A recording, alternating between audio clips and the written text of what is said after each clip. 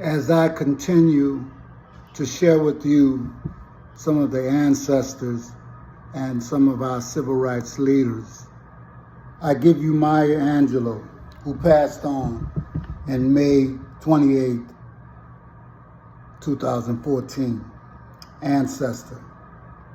James Baldwin, December 1st, 1987. When asked in 1961 what it was like to be black in America, this is what he said: to be a Negro in this country and to be relatively conscious is to be in a rage almost all of the time. I can speak today and tell you that to be black in this country is to be enraged, and relatively conscious is to be in a state of rage at all times while watching your back, making sure that what happened to your ancestors didn't happen to you. And then we'll fill this out with Joyce Beatty blasting the GOP about black and brown children. So let's get to it. I'm trying to grow into braveness, grow into courage. But I know that I didn't come here to stay. I didn't come to this earth to stay any more than I came to London to stay. I'm in process. So I do the best I can all the time. And I say, bye. I may weep and gnash my teeth and wring my hands, but I'm gone. The only promise that will not be reneged upon is you will. I mean, if you know that that's a big bugaboo and you're going to do that, you may as well try to do some other wonderful things in the meantime. I'm trying. This is Maya Angelou telling us that she's brave, but she's acting as though she has to grow into something that she's already shared with us. I wish that we, and even myself included, could follow her lead. But moving on, all I can say is our ancestors, they give us something to be proud of. So we should never, ever give up on honoring them and giving them all the praise that they deserve.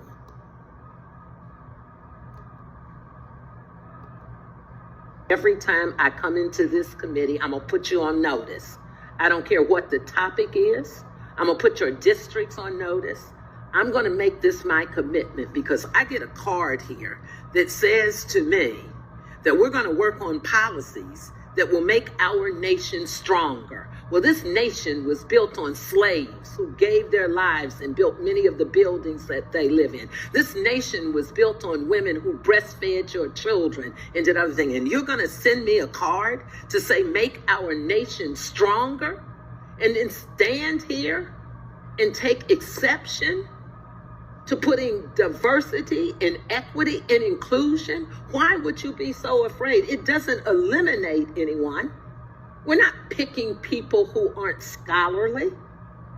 And then you're going to tell me to make freer capital markets? And then here's the last one to enter into the records. I want this document, Mr. Chairman, entered into the records, that we're going to offer more choices in people's personal pursuit of happiness on the same day this president of the United States is laying people off because they were qualified, but they happen to be of color. They happen to be female. Well, I'm going to tell you that is not acceptable to me. I'm going to say to you that I asked you to take a look at your districts. You took the same oath that I took.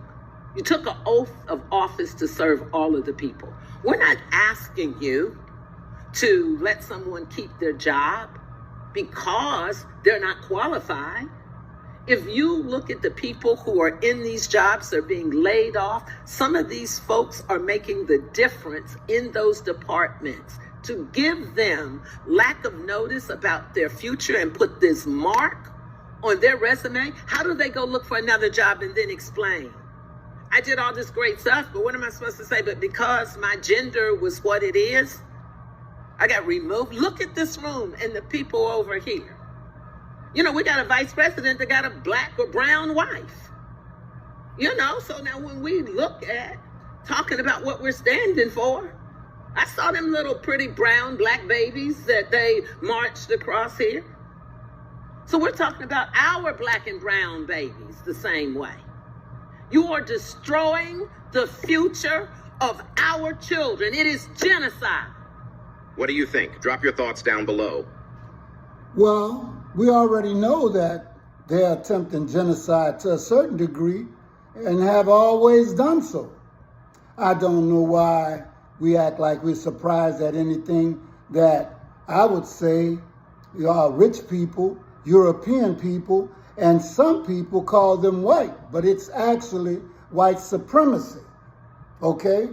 And that's due to the fact that even though we don't realize it, we could actually put them out of business genetically because our DNA is just that strong. But we try to be somebody that we're not, while they would love to be like us. God made the heavens and the earth, they said. And then they said that he blew into the earth, and that earth became a living soul. So I wonder what that soul looked like. Did he look like an Egyptian? Did he look like a black American? Did he look like he was a European? Today, we look at some remarkable ancestors who were brave, who do not tout their horns and talk to you about being brave, but they show you how to be brave.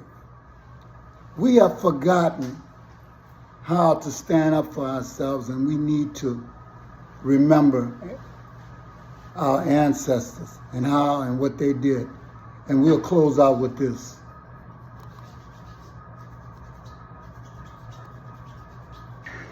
People are afraid to be pried loose from their ignorance because they know their ignorance so well. They know it better than they know their body odors.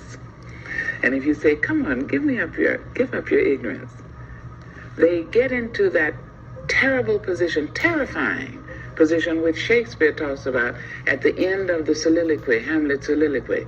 They'd rather bear the ills they have than fly to others that they know not of. Thus conscience doth make cowards of us all. Conscience does make cowards of us all. In closing, I'd like to say one thing. You have to look in the mirror and determine what type of country you want to be, what type of human being you want to be. Thank you.